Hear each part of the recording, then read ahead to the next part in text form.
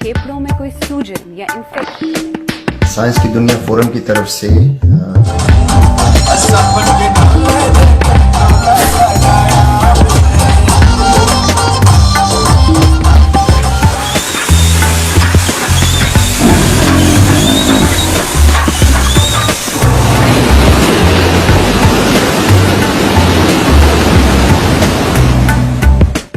اور بہت کچھ نظام نیوز پر ہو۔ تقریباً 100 سال پرانا منظر ہے۔ کراچی میں پرندوں کے جھنڈ، گھومتے پھرتے آوارہ جانور، ٹم اور بگیوں میں بندھے گھوڑے سب پیاؤ یعنی تالاب سے پانی پی رہے ہیں۔ ان پیاؤ پر گھنے درختوں کا سایہ بھی موجود ہے جن کے نیچے یہ جاندار دھوپ سے بچ کر سستا بھی رہے ہیں۔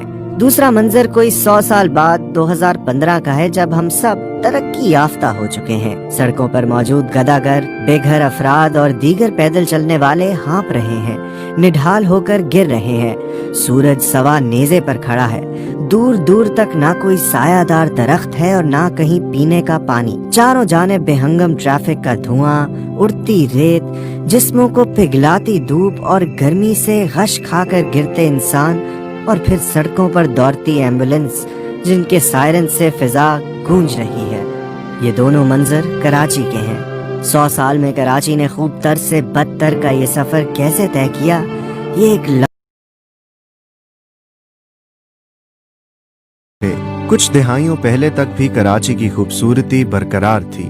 اس شہر دلربا کا شمار ہرے بھرے صاف ستھرے شہروں میں کیا جاتا تھا۔ اس کی سڑکیں روز دھلا کرتیں اور سڑکوں کے کنارے گھنے اور بلند اشجار جھومتے رہتے۔ اس کا موسم، اس کی تو کیا ہی بات تھی۔ تمام عمر تدریس کے شعبے سے وابستہ بزرگ خاتون شاعرہ پروین شہباز کے مطابق اس شہر کے موسم کی تو مثالیں دی جاتی۔ کہا جاتا کہ کراچی کے موسم اور محبوب کے مزاج کا کچھ بھروسہ نہیں۔ جی ہاں، کراچی کے موسم ایسے ہی تھے۔ ابھی تیز دھوپ تھی اور ابھی کالے بادلوں نے آسمان کو ڈھانپ لیا۔ ہلکی ہلکی بوندا باندی بھی شروع ہو گئی۔ خصوصاً جون، جولائی، اگست میں تو کراچی کے موسم ملکہ کوہسار، مری کے موسموں کا مقابلہ کرتے۔ ہلکی ہلکی بوندا باندی تو گاہے بگاہے تیز بارش بھی ہو جاتی۔ مجھے یاد ہے اندرون سندھ سے ہمارے رشتہ دار ان مہینوں میں موسم کے مزے لوٹنے کراچی آ جاتے، کیونکہ وہاں شدید گرمی ہوتی۔ مصنف سعید جاوید اپنی کتاب ایسا تھا میرا کراچی میں لکھتے ہیں کہ اس دور میں کم از کم صدر کے علاقے کی تمام بڑی اور مرکزی سڑکیں صبح صبح دھلا کرتی تھیں۔ پانی کے ٹینکر آتے اور سڑک پر پانی گراتے، جس سے خاک روب جھاڑو سے سڑکوں کو اچھی طرح دھو کر چمکاتے، اور یہ سارا کام کاروبار زندگی شروع ہونے سے قبل ہی پایا تکمیل تک پہنچ جاتا تھا۔ پرانے کراچی میں جانوروں تک کا خیال رکھا جاتا اور ان کے پینے کے لیے شہر میں 30 پیاؤ موجود تھے، جسے ہم جانوروں کی سبیلے بھی کہہ سکتے ہیں۔ یہ پیاؤ، جنہیں انگریزی میں واٹر ٹرف بھی کہا جاتا ہے، پاکستان چوک، گرو مندر، لی مارکیٹ اور گارڈن میں گھنے سایہ دار درختوں کے نیچے تعمیر کیے گئے تھے۔ وقت آگے بڑھا اور سب کچھ بدلنے لگا۔ لالچ اور ہوس نے انسان کو یوں گھیرا کہ اس نے اپنے ہی ہاتھوں اپنے گلشن کو اجاڑ لیا۔ کراچی کے سرسبز درخت کٹنے لگے، خالی میدان اور پارکوں پر قبضے کا چلن عام ہوا، تجارتی سرگرمیاں پھیلنے لگیں، کولتار کی سیاہ سڑکیں کالے ناگ کی طرح شہر بھر میں پھیل گئیں، پتھر اور مٹی کی جگہ سیمنٹ کی بلند و بالا عمارات فلک کو چھونے لگیں۔ بڑے پلاٹوں کی تو بات ہی چھوڑیں، 120 گز کے چھوٹے پلاٹ پر بھی کئی منزلہ عمارات تعمیر ہونے لگیں۔ ایک طرف کراچی اپنی بربادی کی داستان لکھ رہا تھا تو دوسری جانب دنیا بھر میں موسمیاتی تبدیلی نامی بلا نے اپنے پر پھیلائے، اور کراچی اور اس جیسے دیگر شہروں نے اس بلا کو اڑ کر گلے لگایا۔ پرانی عمارات پتھر اور مٹی کی ہوا کرتی تھیں، ان کے اندر درازیں ہوتی جن سے ہوا اور ٹھنڈک گزر سکتی۔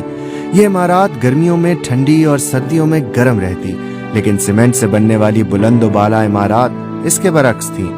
ان عمارات نے ایک تو سمندری ہوا کا راستہ روک دیا، اور وہ پروائی جو کراچی کی پہچان تھی اس کی آمد و رفت بند ہوئی، تو دوسری جانب سیمنٹ کے ڈھانچے بہت زیادہ گرمی جذب کرنے لگے، اور یوں شہر کا درجہ حرارت بڑھتا چلا گیا۔ درختوں کی کمی نے مزید بدترین اثرات مرتب کیے۔ 2015 میں پڑنے والی قیامت خیز گرمی یعنی ہیٹ ویو کراچی کے شہریوں کے لیے کسی ڈراؤنے خواب سے کم نہیں تھی، جس میں سینکڑوں شہری جان سے ہاتھ دھو بیٹھے اور ہزاروں بیمار ہوئے۔ سایہ درختوں کی عدم موجودگی اور شہر میں کوئی ایسی نہر، ندی، نالا یا پانی کا تالاب نہیں تھا جہاں لوگ اس گرمی میں خود کو ٹھنڈا کر سکتے۔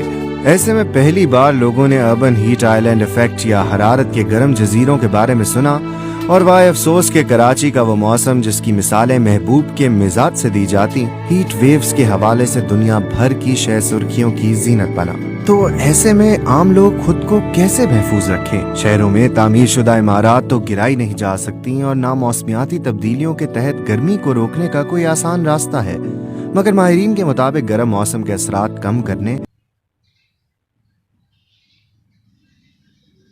ان کا کہنا ہے کہ بہت کم پیسوں میں آپ اپنے گھر کو ایک ماحول دوست گھر بنا سکتے ہیں۔ چھتوں پر چونا پھیر کر سفید رنگ کر دیں، 1 فٹ اوپر کوئی چادر باندھ دیں تاکہ دھوپ رک جائے مگر ہوا گزرتی رہے۔ دیواروں پر کوئی بھی ہلکا رنگ کریں اور ان دیواروں پر بیلیں چڑھا دیں، جس کے لیے زیادہ جگہ کی بھی ضرورت نہیں ہے۔ ان چھوٹے چھوٹے لیکن پر اثر اقدامات سے آپ اپنے گھر کے درجہ حرارت میں 8 سے 10 ڈگری کا فرق پیدا کر سکتے ہیں۔ جہاں بھی جگہ ملے ایسے درخت لگائیں جو بلند ہوں اور جن کی چھتری گھنی ہو تاکہ ہوا بھی ملے اور دھوپ سے بھی بچاؤ ہو سکے۔